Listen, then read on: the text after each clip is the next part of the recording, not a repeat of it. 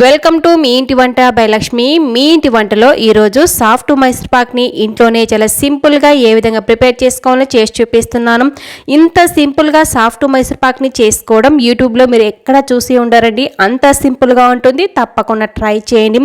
అసలు పాకంతో పని లేకుండానే చాలా ఈజీగా ప్రిపేర్ చేసుకోవచ్చు. ఇక మనం లేట్ చేయకుండా వీడియోలోకి వెళ్ళిపోదాము. ఈ సాఫ్ట్ మైసూర్ పాక్ని ప్రిపేర్ చేసుకోవడానికి ముందుగా ఒక కడాయి వేసుకొని 1 కప్పు జల్లించుకున్న శనగపిండి వేసుకున్నాను. 1/2 కప్పు మిల్క్ పౌడర్ అండి. మిల్క్ పౌడర్ అనేది ఏ బ్రాండ్ అయినా వేసుకోవచ్చు. ఇప్పుడు ఇందులోనే 1.5 కప్పుల కరిగించుకున్న నెయ్యి వేసుకుంటున్నాను.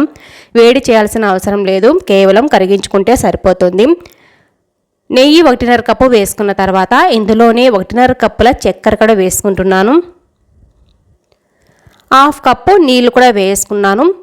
మొత్తం కూడా మనం ఏ కడాయిలో అయితే మైసూర్ పాక్ని ప్రిపేర్ చేసుకోవాలి అనుకుంటున్నామో అదే కడాయిలో వేసేసుకున్నాను.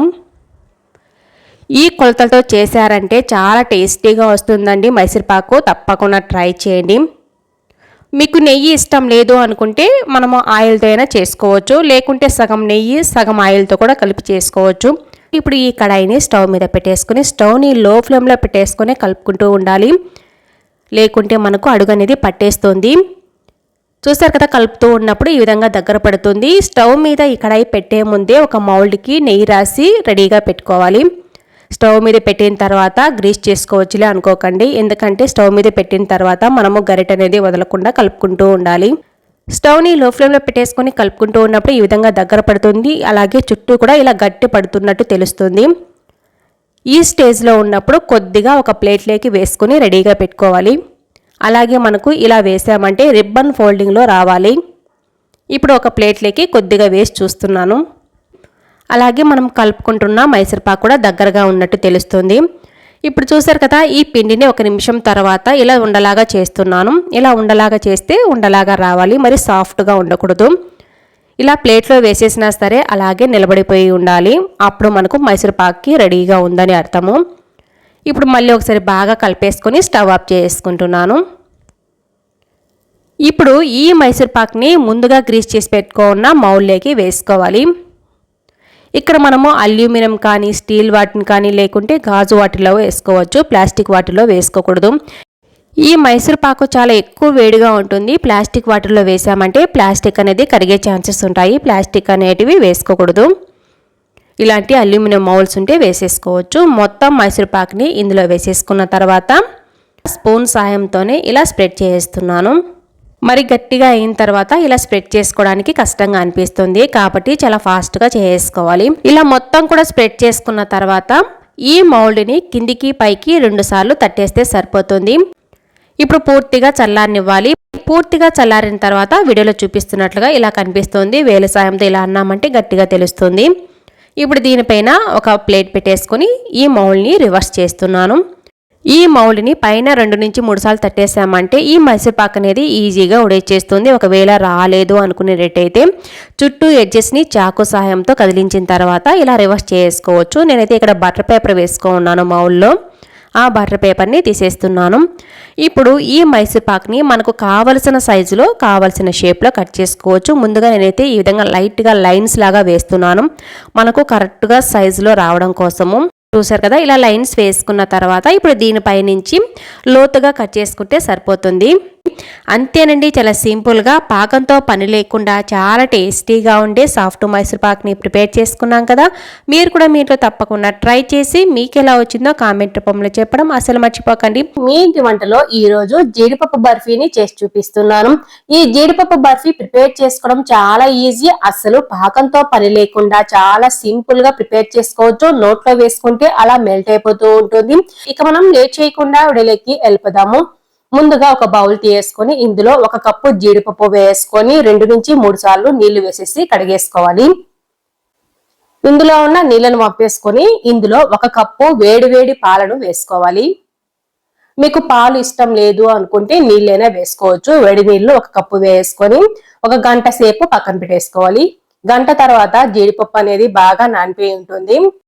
నానబెట్టుకున్న జీడిపప్పును పాలతో సహా ఇలా మిక్సీ జార్లో వేస్తున్నాను. ఇలా వేసుకున్న తర్వాత ఇందులో 3 నుంచి 4 యాలకులు కూడా వేసుకోవాలి, మంచి ఫ్లేవర్ లో బర్ఫీ ఉండడం కోసము. నేనైతే ఫ్రెష్ గా అప్పటికప్పుడే ఒక 4 యాలకుల్ని ఇందులోనే వేసుకొని గ్రైండ్ చేస్తున్నాను. మూత పెట్టేసుకొని పేస్ట్ లాగా గ్రైండ్ చేసుకోవాలి. ఎక్కడే గాని బరక అనేది లేకుండా. చూసారు కదా వీడియోలో చూపిస్తున్నట్లుగా ఈ విధంగా మనము మెత్తగా గ్రైండ్ చేసుకోవాలి పేస్ట్ లాగా. ఈ పేస్ట్ ని ఏ కడాయిలో అయితే మనము ఈ బర్ఫీని ప్రిపేర్ చేసుకోవాలనుకుంటున్నామో అదే కడాయిలో వేస్తున్నాను.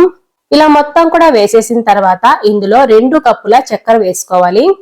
మీకు స్వీట్ తక్కువ కావాలి అనుకుంటే ఒక 1/2 కప్పు తగ్గించి కూడా వేసుకోవచ్చు. ఈ కడాయిని స్టవ్ మీద పెట్టేసుకోవాలి లో ఫ్లేమ్ లో. ఇప్పుడు బర్ఫీ అయిన వెంటనే వేసుకోవడం కోసం ఒక మౌల్డ్ కి నెయ్యి రాసి రెడీగా పెట్టేసుకోవాలి. చూసారు కదా ఇప్పుడు స్టవ్ మీద లో ఫ్లేమ్ లో పెట్టేసుకొని మనము కలుపుకుంటూ ఉన్నామంటే చక్కెర అనేది కరిగిపోతుంది. ఇక్కడ చక్కెర మొత్తం కూడా బాగా కరిగిన తర్వాత ఇందులో 3 నుంచి 4 టేబుల్ స్పూన్ల వరకు మిల్క్ పౌడర్ అనేది వేసుకోవాలి. మిల్క్ పౌడర్ అనేది ఆప్షనల్ మాత్రమే, మీ దగ్గర ఉంటే వేసుకోండి. ఫ్లేవర్ మాత్రం చాలా బాగుంటుంది. మీ దగ్గర లేకుంటే స్కిప్ చేసినా సరిపోతుంది. మొత్తం కూడా బాగా కలిపేసుకోవాలి. వేసిన వెంటనే అక్కడక్కడ ఉండలు కట్టినట్టు కనిపిస్తుంది. ఉండలు కట్టాయి అనేసి టెన్షన్ పడాల్సిన పని లేదు. కలుపుతూ ఉన్నామంటే మొత్తం కూడా బాగా కలిసిపోతుంది మిల్క్ పౌడరే కాబట్టి. ఇలా కలుపుకున్నప్పుడు బబుల్స్ బబుల్స్ గా కనిపిస్తుంది కదా ఉడుకుతూ ఉన్నట్టు. ఇప్పుడు 1/2 కప్పు నెయ్యి తీసుకొని కొద్దిగా వేసుకుంటూ కలుపుకోవాలి. ఇక్కడ నెయ్యి అనేది 1/2 నుంచి 1 కప్పు వరకు వేసుకోవచ్చు. నేనైతే ఇక్కడ 1/2 కప్పు వరకే నెయ్యి తీసుకొని వేస్తున్నాను. కొద్దిగా ఇలా మొత్తం పీల్చుకున్న తర్వాతనే మళ్ళీ కొద్దిగా నెయ్యి వేసుకుంటూ కలుపుకోవాలి. 1/2 కప్పు నెయ్యి కూడా. ఇలాగే స్టవ్ ని లో టు మీడియం ఫ్లేమ్ కి అడ్జస్ట్ చేసుకుంటూ కలుపుకుంటూ ఉన్నామంటే అడుగు అనేది సపరేట్ అవుతుంది ఇలా. అలాగే ఎడ్జెస్ కూడా మనకు గట్టి పడుతున్నట్టు ఉంటుంది కడాయికి. మనము ఇలా గరిటెతో అన్నప్పుడు కూడా మనకు స్మూత్ గా లేకుండా రఫ్ గా అనిపిస్తుంది. అలాంటప్పుడు కొద్దిగా పిండిని పక్కకు తీసుకోవాలి ప్లేట్లోకి. అలాగే చూసారు కదా కడాయికి ఎంత బాగా సెపరేట్ అయ్యిందో. ఇలా వచ్చినప్పుడు మాత్రమే కొద్దిగా ప్లేట్లోకి తీసుకొని మనము చెక్ చేసుకోవాలి మనకు బర్ఫీకి రెడీగా ఉందా లేదా అనేసి. ఇప్పుడు ప్లేట్లోకి తీసుకున్నాం కదా అది ఎలా ఉందో చెక్ చేస్తున్నాను. చేతికి కొద్దిగా నెయ్యి రాసేసుకొని. ఇప్పుడు కొద్దిగా వేడిగానే ఉంది. ఇంకా చల్లారే కొద్దీ ఇంకొంచెం గట్టి పడుతూ ఉంటుంది. చూసారు కదా ఇలా ఉండలాగా చేస్తే ఉండలాగా రావాలి. అలాగే ప్లేట్ లో పెట్టేసామంటే పక్కకి జారిపోకుండా అలాగే ఉండిపోవాలి. అప్పుడే మనకు బర్ఫీకి రెడీగా ఉందని అర్థము. చూసారు కదా వీడియోలో ఒకసారి చూపిస్తున్నాను. ప్లేట్ లో ఇలా పెట్టామంటే అలాగే ఉండిపోవాలి. ఇప్పుడైతే మనకు బర్ఫీకి రెడీగా ఉంది. ఒకవేళ ఈ ఉండని ప్లేట్ లో వేసినప్పుడు పక్కకు జారుతూ ఉంటే ఇంకొద్దిసేపు కలుపుకుంటూ ఉన్నామంటే ఇలా వచ్చేస్తుంది. మనకైతే ఇక్కడ పాకం అనేది రెడీ అయిపోయినట్టే బర్ఫీకి. చూసారు కదా వీడియోలో చూపిస్తున్నట్లుగా ఇలా సపరేట్ అవ్వాలి. గరిటెకు కూడా మనకు గట్టి పడినట్టు తెలుస్తుంది. కొద్దిగా ఎడ్జెస్ అనేటివి. కడాయి కూడా మనకు అక్కడక్కడ పైన కనిపిస్తుంది కదా అంచులు వెంబడి అది కూడా గట్టి పడుతూ ఉన్నట్టు తెలుస్తుంది.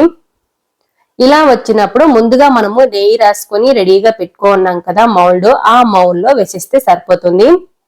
మౌల్లో వేసేటప్పుడు చాలా జాగ్రత్తగా వేసుకోవాలి. ఎందుకంటే చాలా వేడిగా ఉంటుంది కాబట్టి. ఇప్పుడు ఏదైనా అడుగు ఫ్లాట్ గా ఉన్న బౌల్ కానీ లేకుంటే గ్లాస్ లాంటివి ఉంటాయి కదా స్టీల్వి, వాటికి అడుగున కొద్దిగా నెయ్యి రాసేసుకొని ఇలా మొత్తం కూడా స్ప్రెడ్ చేసుకోవాలి సమానంగా వచ్చేటట్టుగా. ఇదంతా ఫాస్ట్ గా చేసుకోవాలి. ఎక్కువ టైం తీసుకున్నామంటే ఇది గట్టి పడుతూ ఉంటుంది కాబట్టి ఫాస్ట్ గా ఇలా స్ప్రెడ్ చేసుకొని ఒక 5 నిమిషాలు పక్కన పెట్టేస్తున్నాను. 5 నిమిషాల తర్వాత మనకు ఈ బర్ఫీ ఏ షేప్ లో కావాల్సి ఉంటే ఆ షేప్ లో, ఏ సైజు లో కావాల్సి ఉంటే ఆ సైజులో ఇలా లైన్స్ వేసుకోవాలి ముందుగానే. చూసారు కదా మొత్తాన్ని కూడా ఇలా కట్ చేసుకొని పూర్తిగా చల్లారేంత వరకు పక్కన పెట్టేసుకోవాలి. ఇప్పుడైతే నేను పూర్తిగా చల్లారేంత వరకు పక్కన పెట్టేసుకున్నాను. పూర్తిగా చల్లారిన తర్వాత దీనిపైన ఒక ప్లేట్ పెట్టేసుకోవాలి. పూర్తిగా చల్లారిన తర్వాత మనకు గట్టి పడిపోతుంది. మూత పెట్టేసుకొని మౌల్డ్ కూడా ఒక సైడ్ చేతితో పట్టేసుకొని ఇలా రివర్స్ చేయాలి. ఎందుకంటే వెంటనే కింద పడిపోతుంది రివర్స్ చేసిన వెంటనే. ఒకవేళ రాలేదు అనుకుంటే ఇలా తట్టేసుకోండి. నాకైతే రివర్స్ చేసిన వెంటనే కిందికి పడిపోయింది. ఎడ్జెస్ కూడా కదిలించాల్సిన పని లేదు. చూసారు కదా ఎంత బాగా నీట్ గా ఉడిచేసిందో. చేత్తో ఇలా తుంచేసామంటే వచ్చేస్తాయి. మళ్ళీ చాక్తో పని లేకుండా చేత్తోనే మొత్తం కూడా మనం ముందుగా కట్ చేసుకున్నాం కదా దాని వెంబడి ఇలా తుంచేస్తే వచ్చేస్తాయి. 1 కప్పు జీడిపప్పుతో మనకు దగ్గర 1 కేజీ బర్ఫీ వరకు చేసుకోవచ్చండి. తప్పకుండా ట్రై చేసి చూడండి. పిల్లలైతే చాలా ఇష్టంగా తినేస్తారు. మీకు ఈ వీడియో నచ్చినట్లయితే తప్పకుండా ఒక లైక్ కూడా చేయండి. అలాగే కొత్తగా చూస్తుంటే సబ్స్క్రైబ్ చేసుకోవడం అసలు మర్చిపోకండి. మీ ఫ్రెండ్స్ కి రిలేటివ్స్ కూడా షేర్ చేయండి. Thanks for watching.